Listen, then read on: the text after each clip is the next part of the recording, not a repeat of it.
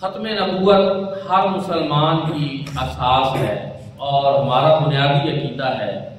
اور ختم نبوت کے حوالے سے پوری دنیا کے مسلمان بڑے حساس ہیں۔ گزشتہ دنوں ہماری اعلیٰ عدلیہ نے ایک فیصلہ دیا ہے قادیانیوں کے حوالے سے۔ پورے ملک کے اندر اس فیصلے کے اوپر قانونی ماہرین اور علماء کرام نے تحفظات کا اظہار کیا، اور اس میں اس فیصلے کے علاوہ بالخصوص جو چیف جسٹس صاحب کے ریمارکس تھے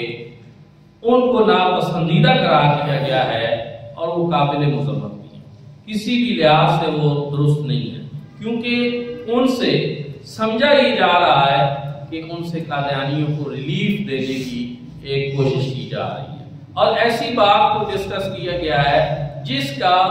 نفس مقدمہ جو تھا اس سے کوئی تعلق ہی نہیں تھا۔ ایسی چیز کو جو ہے پھر بعد میں جب یہ ایک سوشل میڈیا پہ ایک باقاعدہ احتجاج کا سلسلہ شروع ہوا، تو کل میں نے دیکھا کہ سپریم کورٹ کی اس حوالے سے جو ہے وہ ایک وضاحت بھی آئی ہے، لیکن میں یہاں آپ سب حضرات کی خدمت میں یہ بتانا چاہتا ہوں کہ ہمارے ملک کی اعلیٰ عدلیہ جو ہے اس کا بھی بڑا احترام ہے، چیف جسٹس کا جو عہدہ ہے ہمیں اس کا بھی بڑا احترام ہے، لیکن اگر کوئی شخص بھی وہاں بیٹھ کر ایسی بات کرے جو 23 کروڑ عوام کے لیے برداشت کرنا مشکل ہو، ہمارے غیرت دینی کا معاملہ ہو اور ہمارے ایمان کا مسئلہ ہو، تو پھر یہ بڑا ایک پریشان کن بات ہے۔ تو اس سلسلہ میں گزارش یہ ہے کہ سپریم کورٹ کی طرف سے اس مسئلے پہ وضاحت کا آنا یہ کم از کم اس چیز کو ثابت کرتا ہے کہ کچھ نہ کچھ تو ہوا ہے، جس کی وضاحت دینا پھر انہوں نے ضروری سمجھا ہے، تو یہ بھی نہیں ہونا چاہیے تھا۔ تو ایک بات آخر میں اس میں ایک بات انہوں نے لکھی ہے جو سپریم کورٹ کی طرف سے وضاحت آئی ہے، میں وہ بتانا چاہتا ہوں۔ آخری جملوں میں انہوں نے کہا ہے کہ اگر کوئی شخص یہ سمجھتا ہے کہ اعلیٰ عدلیہ کا فیصلہ درست نہیں ہے تو اس کے لیے سب سے بہترین طریقہ یہ ہے کہ وہ ریویو پٹیشن میں چلے جائیں، نظر ثانی کی درخواست دیں، اور یہ ایک بہترین طریقہ ہے، اور اعلیٰ عدلیہ نے کسی شخص کو ریویو پٹیشن میں جانے سے نہیں روکا، تو جا سکتے ہیں آپ۔ تو یہاں میں یہ عرض کرنا چاہتا ہوں کہ جس طرح سپریم کورٹ کی وضاحت سے ہی یہ بات ثابت ہو گئی ہے کہ قادیانیوں کے حوالے سے جو فیصلہ آیا ہے اس پہ لوگوں کے جو خدشات اور تحفظات تھے وہ بہرحال درست تھے، تبھی تو وضاحت کی ضرورت پیش آئی۔ دوسری بات یہ ہے کہ اگر انہوں نے بھی یہ سمجھ لیا کہ وضاحت دینے کی ضرورت ہے تو پھر ریویو پٹیشن جو ہے ایک معاملہ جب کوئی جسٹس صاحب فیصلہ دیتے ہیں اور اس میں وہ سمجھتے ہیں کہ کوئی حکم رہ گیا ہے تو اس کو ایک اختیار یہ بھی ہوتا ہے کہ وہ اپنے فیصلے پہ خود نظر ثانی کر سکتا ہے۔ تو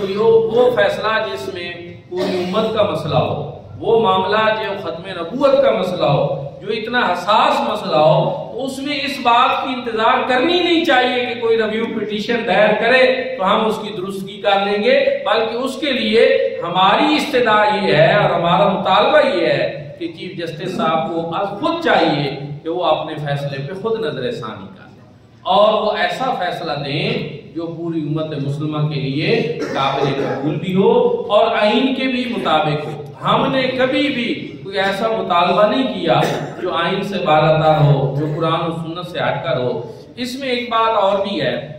کہ میں آپ کو تھوڑا سا یہ بتانا چاہتا ہوں کہ قادیانیوں کی ایک تفسیر ہے جس کے حوالے سے FIR درج ہوئی اور اس کے حوالے سے یہ کیس بنا۔ تو قادیانیوں کی جو تفسیریں ہیں ان کا مسئلہ کیا ہے، اس میں انہوں نے مختلف جگہوں پہ تحریف کی ہے قرآن پاک کے ترجمہ میں، اور وہاں پہ انہوں نے جہاں جہاں مثلا حضور نبی کریم صلی اللہ علیہ وسلم کا اسم گرامی ہے وہاں پہ انہوں نے مرزا قادیانی کا نام لکھا ہے، اور یہ بات ایک مسلمان کے لیے تو ناقابل برداشت ہے کہ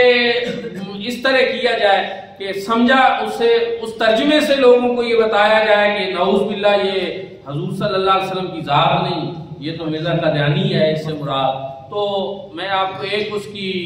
اسی ان کی تفسیر سے ایک بات بتا دیتا ہوں، آپ کو سمجھ آ جائے گی کہ یہ جو بات ہے قرآن پاک کی آیت ہے سبحان الذی اسری بعبدہ لیلا من المسجد الحرام الی المسجد الاقصی، تو اس میں ہم اس کا ترجمہ یہ کرتے ہیں کہ پاک ہے وہ ذات جو راتوں رات اپنے عبد خاص کو مسجد حرام سے مسجد اقصی لے گئی۔ تو اب وہ یہ کیسے ہیں کہ یہاں مسجد اقصی سے مراد قادیان ہے، حضور نبی کریم صلی اللہ علیہ وسلم کو ادھر نہیں لے جایا گیا، قادیان میں لے جایا گیا۔ تو اب میرے بھائیوں تو اس طرح یہ چیزیں ایک مسلمان کبھی بھی نہ برداشت کر سکتا ہے نہ یہ چیزیں درست ہیں۔ تو ایسی تفسیر کے حوالے سے بات تھی کہ اس پہ بیل بھی ہوا تھا، اور وہ تفسیر جو ہے اب چاہیے یہ تھا کہ چیف جسٹس صاحب اپنے فیصلے میں آئندہ کے لیے بھی اس تفسیر پر پابندی کو برقرار رکھتے اور یہ کہتے کہ ایسی تفسیر شائع نہیں ہو سکتی، یہ قرآن میں تحریف ہے، اور یہ جبکہ انہوں نے ایسا کچھ نہیں کہا، بلکہ انہوں نے الٹا ایک غیر ضروری بات کو چھیڑ کر کہ جی مذہبی آزادی سب کو حاصل ہے، تو اس سے جو انہوں نے اگرچہ نام نہیں لیا قادیانیوں کا، لیکن اس سے تاثر یہ جاتا ہے کہ وہ بھی کوئی اسی طرح کا مذہبی گروہ ہے، جبکہ سب امت کا اس بات پہ اتفاق ہے کہ وہ کوئی مذہبی گروہ نہیں ہے، وہ ایک بہت بڑا فتنہ ہے، اور ہمارے آئین نے ان کو جو ہے کافر ڈکلیئر قرار دیا ہوا ہے، اور وہ اقلیت ہے۔ اور آج تک سب سے بڑا مسئلہ یہ ہے کہ اقلیتوں کے حقوق کے ہم خلاف نہیں ہیں، اقلیتوں کو جو حقوق دیے گئے وہ ان کو ملنے چاہیے، لیکن قادیانیوں کا مسئلہ یہ ہے کہ انہوں نے آج تک اپنے آپ کو اقلیت جو ہے وہ تسلیم ہی نہیں کی، وہ اپنے آپ کو کافر نہیں کہتے، اس لیے مسئلہ بنتا ہے۔ تو دوستان ذمکار ضرورت اسی بات کی ہے کہ ہمارے ملک کے اندر جو صاحبان اقتدار ہیں، جو بڑے عہدوں پہ بیٹھے ہیں، ان کو چاہیے کہ وہ ایسے معاملات میں جو ہے وہ ایسی بات نہ کیا کریں جس سے امت مسلمہ کے اندر ایک ہیجان پیدا ہو، ایک پریشانی پیدا ہو۔ پھر انہوں نے آیت کریمہ بھی ذکر کی، اِنَّا نَحْنُ نَزَّلْنَا الذِّکْرَ وَإِنَّا لَهُ لَحَافِظُونَ۔ ان کا مسلمانوں کے وکیل کو چیف جسٹس صاحب نے کہا تمہیں کیا مسئلہ ہے، اللہ پاک نے قرآن کی حفاظت کا ذمہ لے رکھا ہے، تم کیوں ایسی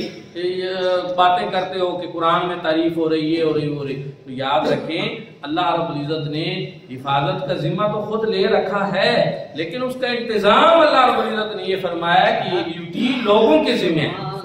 امت کے ذمہ ہے، مسلمانوں کی ذمہ داری ہے کہ وہ قرآن پاک میں تحریف نہ ہونے دے۔ تو اس لیے جب بھی تحریف ہوگی یا کوئی ایسی کوشش کرے گا تو امت بولے گی، اس کو ریجیکٹ کرے گی، اس کے خلاف بات کرے گی۔ تو اس لیے یہ کسی بھی لحاظ سے درست نہیں ہے۔ اللہ رب العزت نے حفاظت جو قرآن کی فرمانی ہے وہ افراد کے ذریعے فرمانی ہے، اور یہ 14 صدیوں کے علماء تفاسیر جو ہیں وہ یہ چیز بیان کر چکے ہیں۔ پھر انہوں نے ایک اور قرآن پاک کا حوالہ دیا کہ لا اکراہ فی الدین، دین میں کوئی جبر نہیں۔ تو میرے بھائیوں اور دوستو اس آیت کریمہ کا بھی یہاں پہ وہ